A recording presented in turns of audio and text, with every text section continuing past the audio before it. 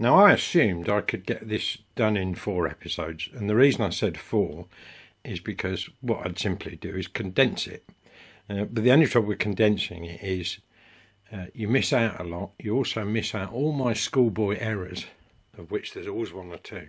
And I will show them in here. I've no problem with that. But I think let this roll for as long as it takes, because we'll cover a lot more, won't we, doing it that way? And as long as you don't mind my long, rambling videos, some people seem to like them. The youngsters don't, because I think they think everything's got to be instant and free. You know, they haven't got to pay for it at all. Yeah, I kind of get that. But if you're going to condense something, I tell you, that's a hell of a lot of editing. And for those of a slightly more senior age who've got the patience to deal with something like this, they won't mind the longer ones. So that's what I'm going to do. One of the questions I had about this was what type of ball, and the reason I asked is because I don't have another Bingolett for reference, and it didn't come with one. But when I tried a high density rubber ball through this, okay, it would go round sort of, and it would go through the pegs nicely, but what it wouldn't do is go through these slots, simply because it hasn't got enough weight to take it through there. However, I did find a 1/2 inch steel ball will, and I don't see any reason why you couldn't use a steel ball. I mean, it's got a steel track. These are covered in a polyurethane. They're not a problem. It'll just filter through those. There's enough weight to take it through those. And also, because it's a 1/2 inch ball, it drops into that point. That's where it drops. Because once the glass is on it, all you see is the ball at that point. And there's a little solenoid. Can you see this? Well, you can't see it that well. There's a pin there. And when the next ball, well, it's the same ball, you get to play it 3 times, is into play, that solenoid shoots back, the bar drops out of the way, and the ball drops back down in here again. Obviously, with the glass on the front, it would, wouldn't it? So I think, in all honesty, it's a steel ball. Until I'm told otherwise, or someone's got a better idea of where to find the right ball for a Bingolett, it's going to be a 1/2 inch steel ball, and I don't see a problem with it. Just refitted the flicker on the Bingolett, for want of a better word, and the idea is you pull it back, there's a bit of spring steel there, right, and that launches the ball. But I was thinking, why has it got these bits of spring steel here? Because they don't contact anything. And I realised they should be pointing at the top, and they come into contact with that. And the reason why they've been moved is because that plunger is now, you see the gap between that and the spring, that's how long that plunger should be. Now I've got this plunger on my workbench, actually the solution is really simple. The plunger is screwed through this, and then this is fitted to the arm for the flicker, right? And basically, yes, this way round. That isn't a nut you can undo, it's part of it, right? But then I thought, well, what thread's that? It's M4, right? In metric threads. So, if you think about it, the answer is obvious. Get a length of M4 studding, right? And then I'll cut it to whatever length I want.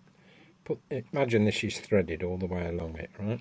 So you put that through there, put a nut on that end, put a nut this end wherever it comes out, and the bit of thread that's exposed where the plunger would be, I'd forgotten I'd got these, look, M4 standoffs. Perfect, because it means, and I've got a box of these, you can just screw them on up to wherever you put your nut, and if this ever wears down, no problem, just screw on another one. I don't know, sometimes you've got to think outside the box, haven't you? Oh, well, that's another problem solved. This is just an observation. I mentioned this, I can't remember which episode I mentioned it, but you see here, there's nothing soldered to these contacts. And I'll tell you why I think that's the case. These days, in gambling establishments, there are strict rules on percentage of payout. But most amusement machines had a method where you could alter the payout, the percentage of payout. But back in the day, and bear in mind this is 59, so it would have been used through the 60s, it was not untypical for, let's call them showmen, amusement arcade owner, to nobble them so the payout was even less. And I think that's what's happened here, because you see these 3 red wires all strapped to that. On other machines that I've seen, they are all consistent red wires across there. I think they've soldered 2 to the 1 so that these 2 either don't score or don't pay out, whichever it is. Just my observation. I'm not going to worry about it because, you know, I can desolder it and put them across. But I would bet any money that's what's happened to this machine. It's been nobbled. You can't believe it, can you really? But there you go. The evidence speaks for itself. Now, I did promise that if I came across anything that wasn't right, I would show it in episode 5, and I'm going to show you something. It's basically an electromagnet, and as power is applied to it, it pulls this plate down like that action. And as it does it, the arm on it has got this piece of plastic attached to it. And can you see how the contacts come through the end of it? The reason it does that is as it pulls it down, it connects those switches together. However, when we come to this one and you pull it down, nothing's happening. Can you see the contacts above it? Obviously what should be there is a large, very similar to that, but with one slot at the top. So as the arm comes down, it pulls that contact down, but it's not doing it. So that's going to cause problems, isn't it? So I'm going to pull that out and make a whole new piece for that with a little slot at the top, and that should solve it. Here's another one. Look, it's got a lot of contacts on that one. See how many it's pulling at once? Look how many sticking through. It's all mechanical, electromechanical. They are, I've shown you, but I've got a solution. The other things I've been doing on the front, as I pointed out, and they don't show very well on camera, I've noticed. They're not chrome, they are actually brass. And you see they look sort of silvery this end, don't they? And sort of goldy coloured. They are brass, trust me. Anyway, they took a bit of polishing. I had to take all the pins back through again and polish them. And I've gone around all of these because the washers at the back were all rusty. You know, presumably with no glass on the front, just damp in the air, they will go rusty. They're just held on by nuts at the back. So just pull the pins out, polish the pins up, put a new wash on, put it back through. The only things I haven't touched on the front really are this cast piece behind, because when I come to do the gold painting, that's when I'll tackle that. I've got a fair bit to do on the back to get that out, but that's what I'll do with that. I haven't replaced these rubber bumpers yet. I'm thinking look for some rubber hose. The only trouble is you can only find either reinforced or that fabric covered stuff. So not quite sure what I'm going to use for those. Haven't really thought about that. Yeah, so those two to replace, but otherwise everything else I've done. I've recovered these pegs. These are now covered in silicone. I haven't polished this metal up yet. I shall do that at some point. This piece of metal on the front here, which is on the front frame, will need to come off and be repainted along with that and that. You know, I respect people that like patina on machines, but I think that's a little far gone. I think so anyway. And of course when you start chucking coins in it, they tend to chip anyway. But yeah, I've done quite a lot on the front. When I look back on episode 1, just how bad the front of this looked, actually it's looking pretty good now. The springs should be here. These long ones should be here in a couple of weeks. I'll be able to swap those out and they'll be as shiny as those. But yeah, it's taken a lot of cleaning. As for these, I bought a job lot of them, and I don't like these. I just think they're too bright. So I'm going to give them to my mechanic friend. He can shove them in cars when he's got bulbs gone. He'll be glad of those, I'm sure he will. But I found some slightly better ones that aren't quite so bright. And they shall be here next week as well, so I should be able to put those in. And this time I've ordered 45. I think there's something like, I'm guessing there's about 35 in the machine. If you're going to buy bulbs for them, you want about 45. You want 10 spares at least, I would say. So that's what I've done. 45 of them came to £11.95, including the postage. But I did have to import them. If I'd bought them here, they would have been horrendous. And they're pretty good on delivery when they send these. So those I've changed. These, which take the same type of bulb as those, it's still running around in my mind at the moment, but I'm sort of inclined to fit colour changing LEDs here. If I can get away with it. I know it's not original, but I just think it would make it far more interesting, because a lot of people wire these up so that when the game is not in play, and normally when it's not, all the lights go out, right? Which made sense because it saves power, especially when you're running tungsten bulbs. But as a lot of people said, it looks better if you've got some background lights on when the machine's not in play, because it still pulls people to it. And I thought colour changing ones, bear in mind this is going to be behind a vinyl graphic here with some of the light shining through, and the fact it can change colour I think could be to my advantage, to be honest. So I will probably change these festoon lamps for 10mm colour changing LEDs. I have got some in a box somewhere. I suppose the short answer is try it and see how it looks. Returning to this dodgy solenoid with the broken, this piece of plastic's broken. Well, it's going to be awkward to work in there. I think, well, I'm going to be fairly sure there are rivets in there. So I'm going to need to gently drill those out, but I'm not going to do it while it's in the machine. So first thing I'm going to need to do is desolder these. All desoldered and on the back.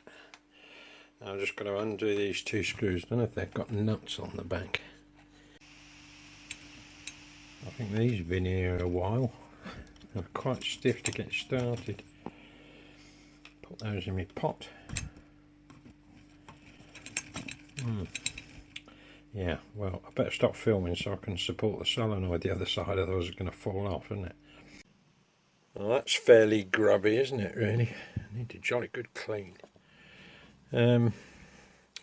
What sometimes happens with these leaf springs is they break inside. Well, this is known as the stack, but they sometimes break inside. But what I'll do is I'll put a meter on these 2 terminals, touch these contacts, see if we're actually getting good contact. If we are, I won't mess with that other than give the contacts a clean with some contact cleaner.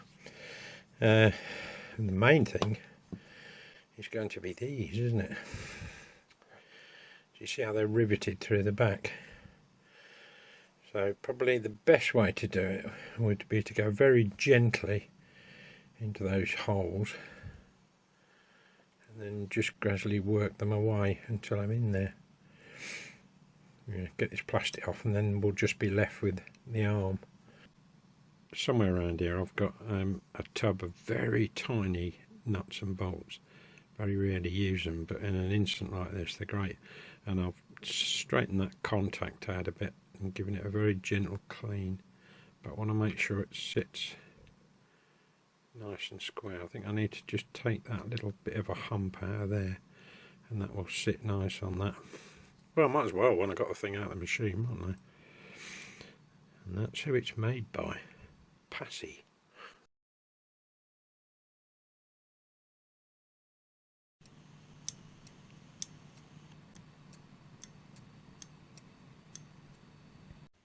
I've just measured up for the Perspex for the front. Yeah, I know it needs to be glass, but you know, as I say, I really need it out of Perspex initially so I can plot everything out for the artwork. It didn't work out too bad. It was 57.5 centimetres height, 43.5 centimetres width, and it actually comes up past the wood just inside that line there, because the trim goes on over that, and it's got sort of rubber on it which sits presumably on what was the original glass. Anyway, including the VAT, 25 quid. I thought, well, that's all right, that's not too bad. And it means in the sort of shorter term it's playable, but I would imagine that with the steel ball or any ball rolling up on the inside of this against that Perspex, it's eventually going to mark it, isn't it? Which is why you'd normally use glass. But at least, you know, we can put something in it and I can actually test it. And there's no way of testing it unless I send a ball round and see if anything, you know, doesn't work quite the way I expected. Anyway, I shall pick that up in the morning.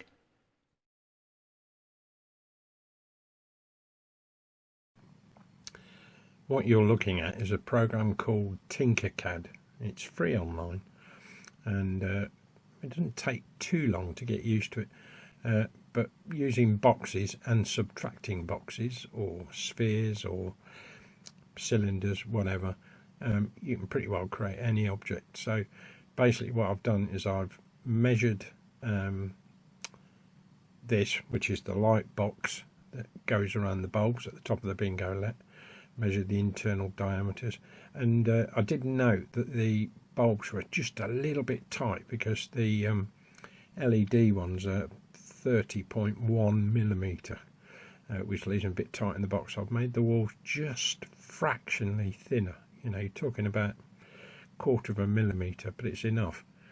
I measure it with the, well, I measure it with a decent ruler and my vernier gauge to make sure I've got the height and the length and everything else right, and then we end up with this, and I've just replicated it twice, and then I export that into a program called Ultimaker Cura. It's very good and compatible with my 3D printer, and within that I can get into the fine details of it, because often with 3D printed objects you don't necessarily need every part of it solid. It can be made up of a matrix, but in this case they're going to need to be solid, so it'll, you know, it'll take a while to print 3, as I'm going to do. That's about as much as I dare put on the printer bed really, but that'll be fine. Just keep repeating it until I've got enough, and if I only need 2 or 1 at the end, I'll just take 2 off the board and only print 1.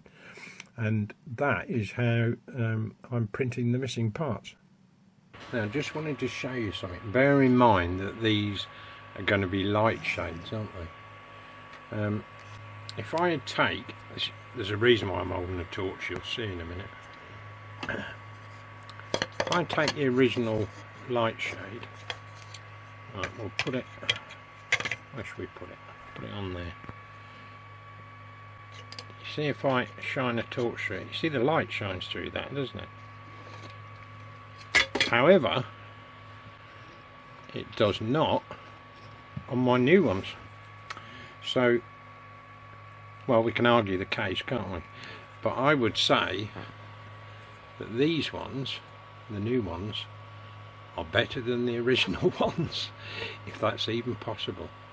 And the only downside is, because I wanted them dense, I'm building it up in very thin layers, and to print 2 of them I'm looking at 10 hours. So when you consider I've got another 5 to do, that's another 50 hours. It is what it is. The only other option would have been making it out of plastic card, I suppose, the sort of thing modelers use, but that's not cheap, you know. Incidentally, when I went to pick up the temporary Perspex for the front, which I'm going to show you in a minute, it was the plastic shop in Coventry. Really helpful in there, really nice team. And but in their on their trade counter at the back, well, everybody has to go through the trade counter apparently. but they got these boxes of offcuts, and they're sort of like coloured Perspex, that sort of stuff, mostly black and white. But I was starting to pull it out of the boxes and thinking, oh, that'd be really useful. And the guy says, yeah, we put those on the side. He said, they're 40 quid a box. He said, but a lot of modelers and people like that come in. He said, they find them really useful for making bits and pieces. I thought, yeah, I bet they do. So, as I say, it came to 25 quid, including the VAT. And as I left, I said, I think I'll be coming back here. Relays back with a new plastic pull down unit. That all works great. And I've got the temporary Perspex on the front. And I need this on the front for two reasons. One, so I can test the ball in play. Otherwise it's going to fall off, isn't it? If you think about it. The next time, in the next episode, which will be, what is it, episode 6? Yeah, it'll be episode 6. There'll be all new bulbs in there. The light shades will all be in there. I shall put some temporary number graphics on the front of these, just so that I can check the scoring. And the other thing about this Perspex is I can now, with a marker pen, mark where all the pins are. And this Perspex is what I'm going to use to scan to make the final artwork. None of the vinyl comes into contact with the ball. This bit stays clear, you see, so there won't be any vinyl graphics on that. So there's no problem using vinyl graphics on the inside of the glass. And the more I think about that, mirror finish, well, you know, we may not get the original mirror finish, but I still think I can make a very vibrant and tidy looking Bingolett. I shall copy the original artwork as best I can, and we'll be cooking on gas. The only thing is I'm thinking that I'm going to spray these in the shorter term, but they're obviously not very hard wearing, so I'll probably powder coat them. Anyway, thanks for watching, and look out for episode 6. Oh, and don't forget to subscribe.